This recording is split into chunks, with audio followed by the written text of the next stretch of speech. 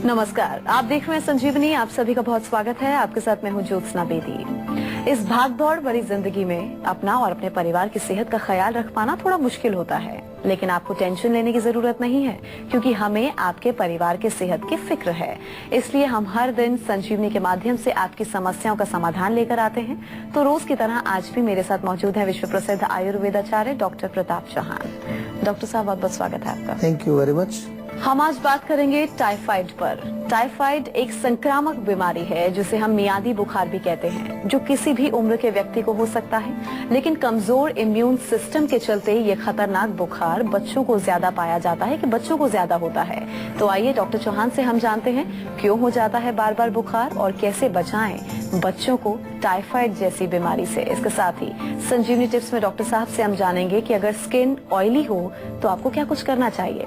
लेकिन आइए उससे पहले जान लेते हैं कि आखिर ये टाइफाइड का बुखार होता क्यों है।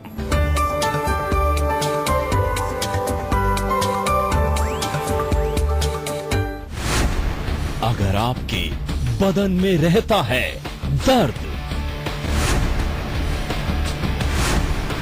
अगर आपको ठंड के साथ आता है फीवर, अगर आपका कम हो रहा है वजन, अगर आपको बार बार आती हैं उल्टियां, तो हो जाइए अलर्ट, क्योंकि खतरनाक है टाइफाइड। अच्छा डॉक्टर साहब, टाइफाइड का बुखार होने का कारण कौन कौन से हैं और ये फैलता कैसे है, सबसे पहले ये बताइए। देखिए, टाइफाइड जो है, जैसे आपने कहा कि संक्रामक रोग है और ये एक बैक्टीरिया होता है एक प्रकार का, जो कि हमारे डाइजेस्टिव ट्रैक्ट में ज़्यादा जा करके वो मल्टीप्लाई होता है और फिर मल के साथ जो हमारे स्टूल के साथ बाहर निकलता है और फिर कंटेमिनेशन उसके कारण वो फैलता है। ज़्यादातर या गंदे हाथ से आपने खाना खाया या जो है अनहाइजेनिक कंडीशंस हैं। आजकल आप देखते हैं कि कई लोग ऐसे एरिया में रहते हैं कि जहाँ ओपन में भी जो है काफ़ी गार्बेज रहता है वहाँ पर, तो ऐसे एरिया में ज़्यादा, मतलब अब हम बिल्कुल शॉर्ट में कहें तो बैक्टीरिया उसका एक मूल कारण है। साल्मोनेला टाइफी करके बैक्टीरिया होता है जो इसको पैदा करता है, और ये बैक्टीरिया जो है पेट के अंदर, आंतों के अंदर मुख्य रूप से वो पनपता है। इसलिए इसको जो हम आंतरिक ज्वर भी कहते हैं, कि मियादी बुखार या एंट्रिक फीवर के नाम से भी इसको कई बार कहा जाता है। और दूसरा कारण इसमें जो है वो हमारी सराउंडिंग्स जो है, विशेष रूप से खान पीन की जो हमारी चीज़ें हैं, भोजन के जो हमारे भोज्य पदार्थ हैं, जो हमारे पीने वाली चीज़ें हैं, कंटेमिनेटेड वाटर अगर है, कंटेमिनेटेड फूड है, तो वो इसका मुख्य एक मार्ग बनता है हमारे शरीर में प्रवेश करने का। तो इसलिए बहुत आवश्यक है कि अगर आपको टाइफाइड से बचना है तो साफ सफाई का ज़रूर ध्यान रखें। इम्यूनिटी का इशू तो होता ही है, लेकिन साफ सफाई भी इसमें बहुत बड़ा रोल प्ले करती है। और इसके अतिरिक्त जो है हमें ये भी ध्यान रखना है कि जो हमारा खाना बनाने की जो जगह है, जहाँ हम भोजन बनाते हैं, रसोई है जहाँ पर, वो जगह भी हमारी क्लीन और साफ रहनी चाहिए, हाइजेनिक रहनी चाहिए। अच्छा डॉक्टर साहब, अभी आपने बताया कि टाइफाइड के बुखार के कारण क्या है जी, लक्षण कौन कौन से हैं, सिम्टम्स कौन कौन से हैं जिससे हम पहचान कर सकें टाइफाइड के बुखार की। देखो, बुखार है, जैसे कि बुखार तो इसमें मेन लक्षण है, फीवर तो होता ही है। फीवर के साथ साथ जो है कुछ नौसिया टाइप यानी कि उल्टी आने के लक्षण होते हैं।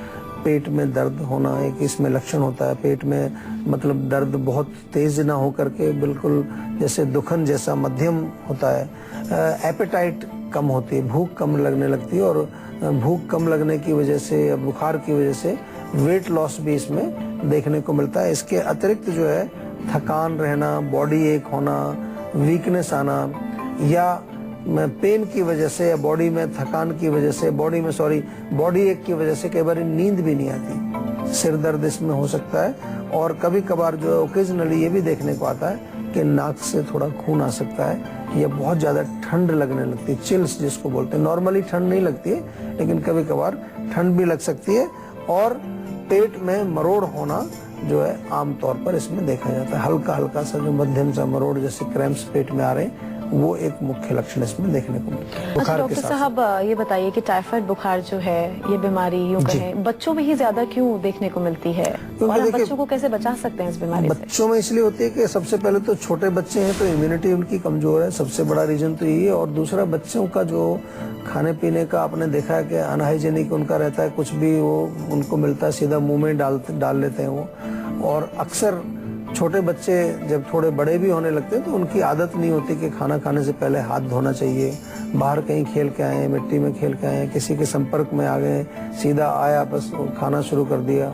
और या फिर जो है जो ड्रिंकिंग वाटर हमारा जो है वो भी दूषित होता है। और बच्चों की इम्यूनिटी जब कमजोर होती है तो उसमें बच्चों के अंदर ज्यादा ये रोग पनपने के चांसेस रहते हैं। बड़ों में भी होता है, ऐसा नहीं कि बच्चों में ही होता है, बड़ों में भी टाइफाइड आजकल काफी देखने को मिलता है। और खास तौर से अगर हम बहुत ज्यादा जो है अनहाइजेनिक हमारी हैबिट्स हैं तो डेफिनेटली फिर हम इसके शिकार हो सकते हैं। चलिए, अब बारी है आज की संजीवनी की, जिसमें डॉक्टर साहब से हम जानेंगे कि टाइफाइड होने पर क्या करें घरेलू इलाज।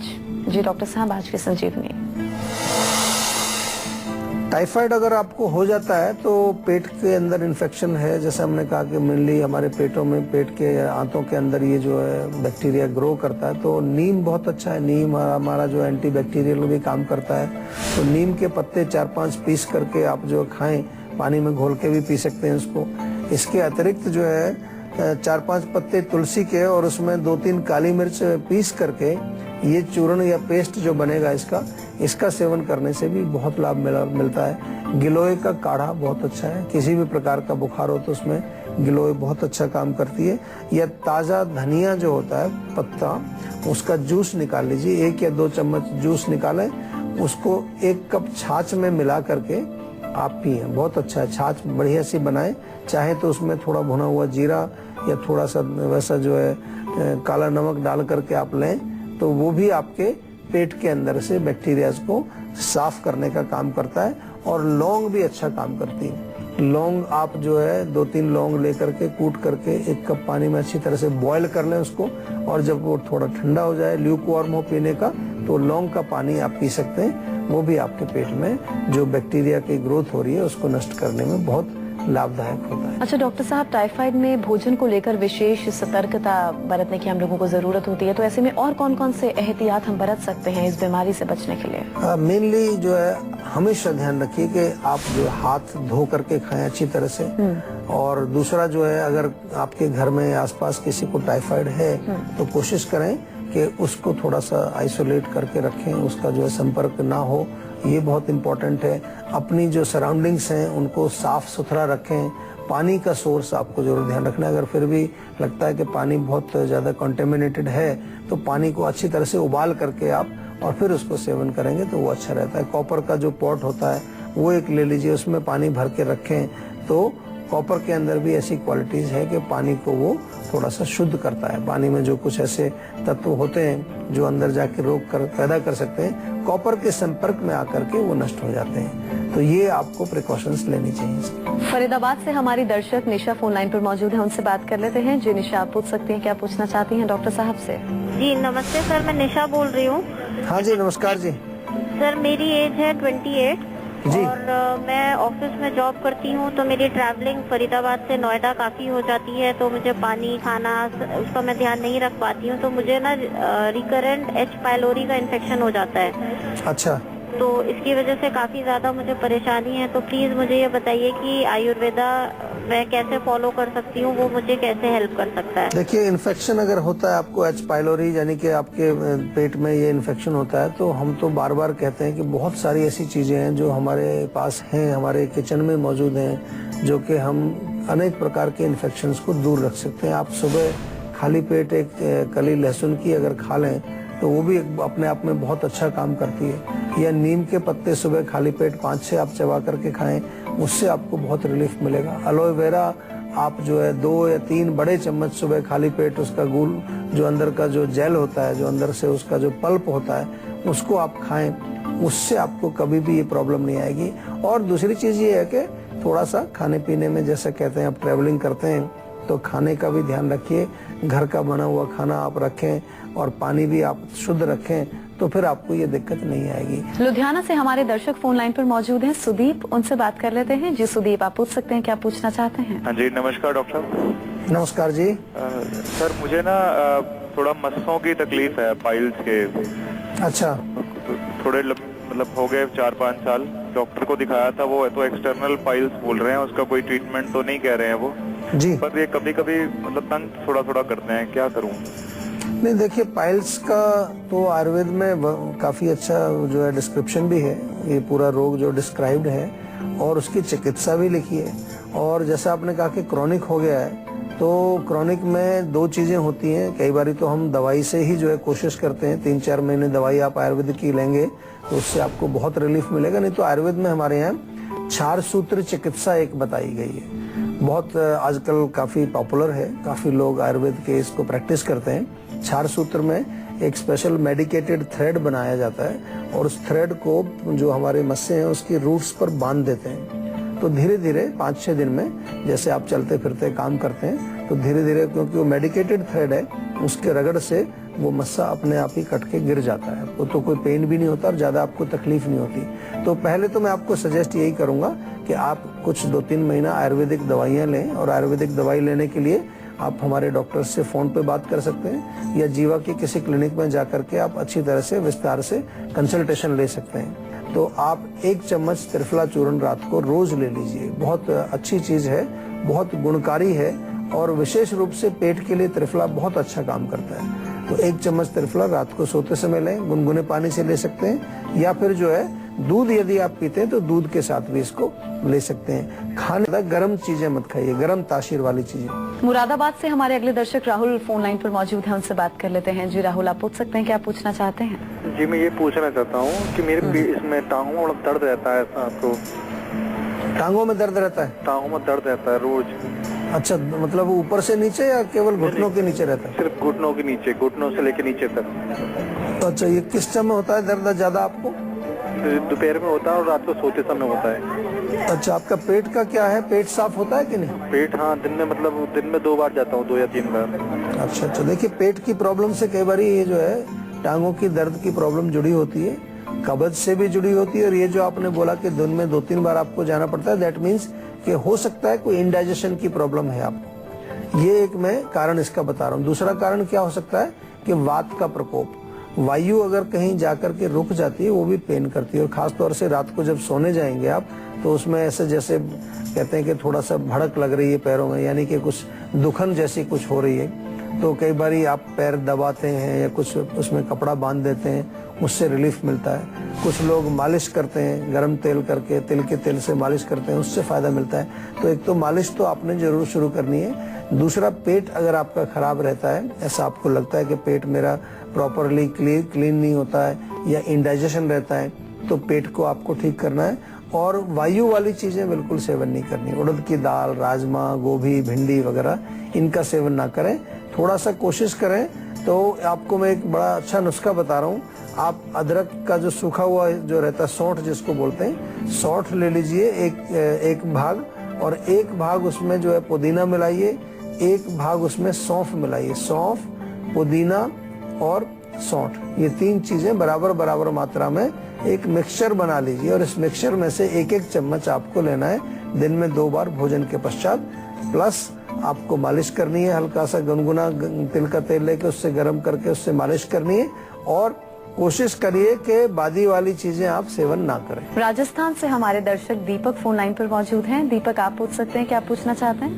नमस्कार डॉक्टर साहब। नमस्कार जी। जी डॉक्टर साहब, मेरे एसिडिटी की प्रॉब्लम बहुत ज्यादा है। अच्छा, कब से है जी प्रॉब्लम? ये 6 महीने से प्रॉब्लम है जी एसिडिटी की, और इसमें खट्टी डकारें आती रहती है। ऊपर के जो खाना भी खाता हूँ ना, वो भी ऊपर की तरफ आता रहता है। देखो, जो एसिडिटी होती है उसमें मेन कारण है कि हम एसिडिक भोजन खा रहे हैं ज्यादा।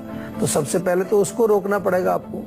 चाय इसमें बहुत बड़ा रोल प्ले करती है। मैंने बहुत लोगों को देखा जो चाय पीते रहते हैं, दिन में 3-4 बार चाय पी लेते हैं या 2 बार भी पीते हैं, उनको एसिडिटी होती है। बहुत ज्यादा तीखा या खट्टा, आप बहुत ज्यादा अचार खाते हैं, दही खाते हैं, या बहुत ज्यादा जो है मिर्ची खाते हैं, ये चीजें जो है, जो कि हमारे भारतीय भोजन में आम तौर पर चलती हैं, कॉमन है।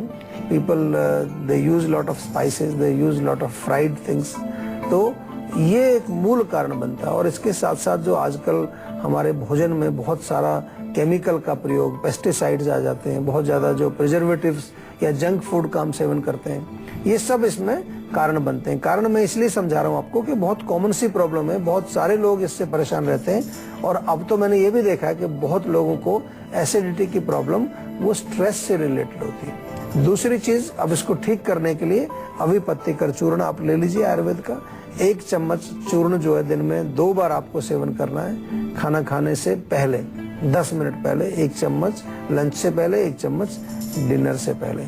और इसके बावजूद भी अगर कोई समस्या बनी रहती है तो फिर एक प्रॉपर कॉम्बिनेशन ऑफ मेडिसिन आपको बना के हम देंगे, जो कि हमारे यहाँ सुविधा हमने आपके लिए दी है कि आप फोन के माध्यम से डॉक्टर से बात करके और दवाइयाँ अपने घर भी मंगवा सकते हैं। आपको ज्यादा ट्रेवलिंग की जरूरत नहीं है। अगर आप बहुत दूर दराज में कहीं रहते हैं तो आप हमारी इस सुविधा का फायदा जरूर उठाएं। तो अगर आप लोग भी चाहते हैं कि बीमारियां आपके आसपास ना फटकें और आप हमेशा फिट और हेल्दी बने रहें, तो आप इस नंबर पर कॉल कर 012940400404 पर अपना नंबर जल्द से जल्द रजिस्टर कराएं। उसके बाद डॉक्टर चौहान के पैनल के डॉक्टर आपको खुद फोन करेंगे और आपकी सेहत से जुड़ी प्रॉब्लम का सोल्यूशन आपको देंगे। इसी के साथ हम यहाँ रुकेंगे एक ब्रेक के लिए और ब्रेक के बाद बारी है संजीवनी टिप्स की, जिसमें डॉक्टर साहब से हम जानेंगे कि अगर आप लोगों की स्किन ऑयली है तो इसको लेकर आप क्या कर सकते हैं। एक छोटे से ब्रेक के बाद आप देखते रहिए संजीवनी। ब्रेक के बाद आप सभी का बहुत स्वागत है संजीवनी में। अब बारी है संजीवनी टिप्स की, जिसमें डॉक्टर साहब से हम जानेंगे कि अगर किसी की स्किन ऑयली है तो वो क्या कर सकता है ऑयली स्किन से बचने के लिए। जी डॉक्टर साहब, ऑयली स्किन से बचने के लिए क्या कुछ करें, क्योंकि ऑयली स्किन जिसकी होती है देखा गया पिंपल्स बहुत ज्यादा होते हैं। बहुत सारी चीजें कर सकते हैं और बहुत कारगर हैं। आप जो संतरा होता है उसका थोड़ा जूस ले लीजिए, वो जेंटली आप रब करिए, बहुत अच्छा काम करता है। या नींबू भी काट करके थोड़ा सा रब करेंगे तो उससे बहुत लाभ मिलेगा। नीम के पत्ते आपके आड़ोस पड़ोस में आसानी से मिल जाएंगे। नीम के पत्ते पानी में उबाल लीजिए अच्छी तरह से, पानी थोड़ा ठंडा होने दीजिए, उससे वॉश कर लीजिए। मुल्तानी मिट्टी बहुत अच्छा काम करती है। मुल्तानी मिट्टी सोक कर दो पानी में ओवरनाइट, थोड़ा पीस करके उसको रात भर पानी में भिगो दीजिए और फिर सुबह उसका आप लेप लगाइए। जहाँ जहाँ पर आपको ऑयली स्किन है उसका प्रयोग कर लीजिए। दूध भी आप यूज कर सकते हैं, कॉटन ले लीजिए, दूध डिप करके वहाँ थोड़ा उसको रब करें। या एलोवेरा ताजा अगर मिले आपको, जो ग्वारपाठा जिसको बोलते हैं, उसका अंदर से जेल निकाल करके उसको थोड़ा सा मसाज करेंगे, उससे भी ऑयली स्किन आपकी बिल्कुल ठीक हो जाती है। और उससे जो होने वाले जो उपद्रव हैं, जो कॉम्प्लिकेशंस हैं उसके, वो भी आपको नहीं होते। बहुत बहुत शुक्रिया डॉक्टर साहब आपका। थैंक यू जी। तो आज के लिए बस इतना ही। अगले एपिसोड में आपसे फिर से मुलाकात होगी और आपकी हेल्थ से जुड़ी किसी नई प्रॉब्लम पर हम लोग डिस्कस करेंगे और इसके साथ ही आपको उसका उचित सोल्यूशन भी देंगे। अगर आपको भी हेल्थ से रिलेटेड कोई प्रॉब्लम है तो आप हमारे नंबर 012940404004 पर कॉल करके अपना नंबर रजिस्टर करवाएं। आप हमें ईमेल भी कर सकते हैं। हमारा ईमेल आईडी है info@jiva.com और आप फेसबुक के जरिए भी हमसे जुड़ सकते हैं। हमारी फेसबुक आईडी है www.facebook.com/jiva ayurveda। तो इसी उम्मीद के साथ कि आप हमेशा खुश रहें, फिट रहें, अगले एपिसोड में फिर से मुलाकात होगी आप सभी से। तब तक के लिए मुझे दीजिए इजाजत। नमस्कार।